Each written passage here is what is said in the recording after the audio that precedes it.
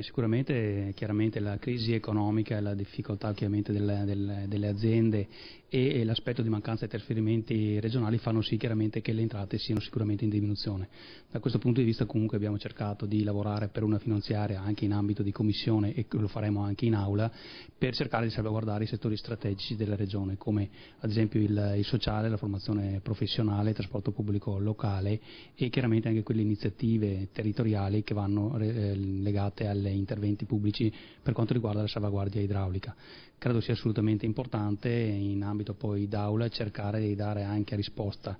a una logica di semplificazione e sburocratizzazione per quanto riguarda le nostre aziende, le piccole e medie imprese e soprattutto lavorare per quanto riguarda enti e società partecipate della regione perché lì credo si possano creare poi delle riduzioni economico-finanziarie che potrebbero essere importanti appunto per quanto riguarda poi il bilancio 2013. I margini sono sicuramente limitati, teniamo presente che abbiamo appunto queste riduzioni di risorse, abbiamo anche un grosso problema poi legato al patto di stabilità perché rispetto al tetto del 2012 abbiamo un tetto in riduzione dell'ulteriore 10%.